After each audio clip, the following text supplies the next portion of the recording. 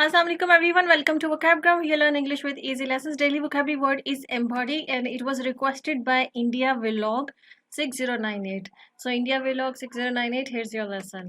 अच्छा जी, embody का क्या मतलब होता है? embody तो पहले हम देख लेते हैं, वर्ब है। ये बड़ा इंपॉर्टेंट वर्ड है, मैंने इसीलिए इसको पिक किया है। ये वर्ड बहुत से स्टूडेंट्स को कंफ्यूज करता है कि इसका क्या मतलब है, और ये आपको बहुत कॉमनली डिफरेंट राइटिंग्स में, स्पोकन इंग्लिश में, ये आपको बहुत ज़्यादा न्यूज़पेपर में इसका इस्तेमाल बहुत ज़्यादा होता है। इस वर्ड का न्यूज़पेपर के अंदर सबसे ज़्यादा इस वर्ड का इस्तेमाल होता है, इसलिए इसका मीनिंग समझना बहुत इंपॉर्टेंट है। इसी तरह से कोई और वर्ड्स है जो आप चाहते हैं कि मैं एक्सप्लेन करूं तो आप नीचे कमेंट सेक्शन में पूछ सकते हैं। अब हम समझते हैं कि एम्बॉडी का मतलब क्या होता है। थोड़ा सा इसको ध्यान लगा के समझिएगा। देखिए, टू रिप्रेजेंट और एक्सप्रेस समथिंग, किसी चीज को रिप्रेजेंट करना या किसी चीज को एक्सप्रेस करना। अब क्या इस तरह से इसका मतलब बनता है, थोड़ा सा इसको समझिएगा, फोकस कीजिएगा। देखिए, कोई आइडिया, कोई क्वालिटी या कोई फीलिंग, अगर कोई चीज उसको रिप्रेजेंट कर रही है, कोई इंसान उसको रिप्रेजेंट कर रहा है, तो उसको हम एम्बॉडी करना कहते हैं। एक सिंपल एग्जांपल से मैं आपको समझाती हूँ। जैसे अगर आप किसी खातून के बारे में, किसी औरत के बारे में ये बात बोलते हैं कि she embodies kindness and empathy, ठीक है, दो वर्ड आए मेरे जहन में, she embodies kindness and empathy, ठीक है। अब यहाँ पर मैंने वर्ड यूज किया एम्बॉडी एंड शी एम्बॉडीज, इस तरह करके सेंटेंस बनाया। क्या मतलब है कि वो जो खातून है ना, जो आगे दो क्वालिटीज बताई गई है ना, काइंडनेस की और एम्पथी की, ये दो क्वालिटीज वो खातून रिप्रेजेंट करती है या एक्सप्रेस करती है। कहने का मतलब ये है कि वो खातून जो है ना, वो काइंड है, मतलब उसमें काइंडनेस है, वो लोगों के साथ वो बहुत मेहरबान है, बड़ी नर्म है, और उसमें एम्पथी है, मतलब वो लोगों के दर्द को समझती है, ठीक है। ये दो क्वालिटीज किसी खातून के अंदर पाई जाती हैं। अब जब आपने कहना होता है ना, हम आम जुबान में कहेंगे तो आप कह सकते हैं कि she has these qualities of kindness and empathy, ठीक है, कि उसके अंदर ये दो क्वालिटीज पाई जाती हैं। लेकिन अगर आप इसको न्यूज़पेपर में देखेंगे ना, तो वो इसी सेंटेंस को, क्योंकि न्यूज़पेपर में थोड़ा सा मतलब जो सेंटेंस स्ट्रक्चर्स होते हैं वो थोड़ा उसको एडवांस करके उस मतलब लिखते हैं, ठीक है। तो वो क्या कह देंगे, she embodies kindness and empathy. कहने का मतलब यही है कि ये जो दो क्वालिटीज काइंडनेस और एम्पथी कहा गया है ना, ये उस खातून में पाई जाती हैं। मतलब वो उन दो क्वालिटीज को वो रिप्रेजेंट करती है या वो एक्सप्रेस करती है, उसकी पर्सनैलिटी का ये हिस्सा है, ठीक है। ये कहने का बस अंदाज है। एम्बॉडी जब कहा जाता है ना किसी चीज के बारे में कि ये चीज जो है ना, या ये इंसान जो है, ये इस क्वालिटी को एम्बॉडी करता है, तो इसका मतलब ये है कि ये क्वालिटी उस इंसान में पाई जाती है। ये किसी चीज के अंदर अगर आप कह रहे हैं तो आप कहेंगे कि वो चीज इसको एक्सप्रेस करती है, उसका इजहार करती है।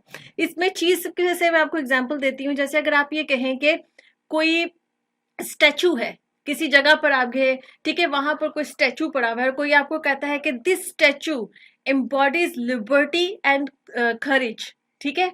क्या मतलब हो गया कि ये जो स्टैचू यहाँ पर रखा गया है ना, ये इस चीज का इजहार कर रहा है। लिबर्टी मतलब आजादी, फ्रीडम, ठीक है, फ्रीडम कह सकते हैं आप, या आप कह सकते करेज, मतलब कोई हिस्ट्री से उसका लिंक है उस स्टैचू का, और वो किस चीज का इजहार करता है, किस चीज को वो रिप्रेजेंट कर रहा है, दो क्वालिटीज को। वो जिस भी इवेंट के साथ, कि जिस भी हिस्ट्री के साथ उसका कनेक्शन है, वो दो क्वालिटीज जो है ना, उसका वो लोगों को मैसेज दे रहा है या उनके सामने वो इजहार कर, वो क्या है कि आजादी का इजहार कर रहा है या करेज का, बहादुरी का इजहार कर रहा है। वो जो स्टैचू है, हो सकता है कि किसी हिस्ट्री में कुछ हुआ, कोई जंग हुई, कोई कॉन्फ्लिक्ट हुआ, जिसमें वहां के लोकल लोग जो हैं वो बड़ा लड़े, और लड़के उन्होंने आज़ादी हासिल की, और वो बड़ा करेज से लड़े, और वहां वो किसी लीडर का जो भी उस जंग में था, उसका स्टैचू जो है वो बनाकर लगा दिया गया। तो अब वो स्टैचू किस चीज को एम्बॉडी कर रहा है, किस चीज को रिप्रेजेंट कर रहा है, मतलब फ्रीडम को, कि आजादी को,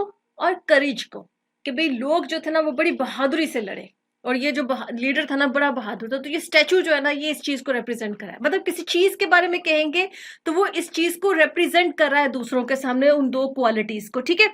और अगर किसी इंसान के बारे में कहेंगे तो मतलब ये क्वालिटीज जो है वो उस इंसान में पाई जाती हैं। तो आई होप कि आपको मतलब समझ में आ गया कि जो मैं एम्बॉडी का मीनिंग आपको यहाँ पर समझा रही हूँ कि अगर आप किसी चीज के बारे में कहेंगे तो उसका मतलब है कि वो इन क्वालिटीज को, ये इस आइडिया को रिप्रेजेंट करता है, या अगर आप किसी इंसान के बारे में कह रहे हैं तो इसका मतलब है कि वो क्वालिटीज उस इंसान में पाई जाती हैं, ठीक है, वो उसको रिप्रेजेंट करता है, ये एक्सप्रेस करती है, ठीक है, करता है या करती है। अब इसके कुछ हम एग्जाम्पल्स देख लेते हैं। जैसे कि देखेंगे, फर्स्ट एग्जाम्पल है this design embodies simplicity and elegance. अब यहाँ पर देखिए कोई डिजाइन है आपके सामने आया, किसी भी चीज का डिजाइन आया और उसके आगे लिखा गया एम्बॉडीज, और फिर दो क्वालिटीज बताई जा रही है, सिंप्लिसिटी एंड एलिगेंस। कि इस ये जो डिजाइन है ना, ये सिंप्लिसिटी मतलब कि सादगी, और एलिगेंस जो है ना उसको रिप्रेजेंट कर रहा है, उसको एक्सप्रेस कर रहा है। मतलब ये डिजाइन जो है ना ये बहुत ही सिंपल है और इसमें एक एलिगेंस पाई जा रही है और एक सिंप्लिसिटी पाई जा रही है। मतलब बहुत कोई इंट्रिकेट किस्म का डिजाइन नहीं है, उसमें सिंप्लिसिटी है और एलिगेंस है। मतलब इतना डिजाइन खूबसूरत है लेकिन उसमें सादगी है और एक एलिगेंस है, ठीक है।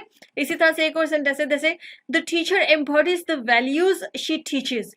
मतलब जो वैल्यूज वो टीच करती है ना वो खुद उसमें पाई भी जाती हैं। शी एम्बॉडीज दोज वैल्यूज, मतलब वो उसके अंदर मौजूद भी है, वो उनको एक्सप्रेस भी करती है, वो उनको रिप्रेजेंट भी करती है जिन वैल्यूज को वो टीच करती है, ठीक है। तो वो ही वैल्यूज जो वो टीच करती है अपने स्टूडेंट्स को, वो उसके अंदर भी पाई जाती है।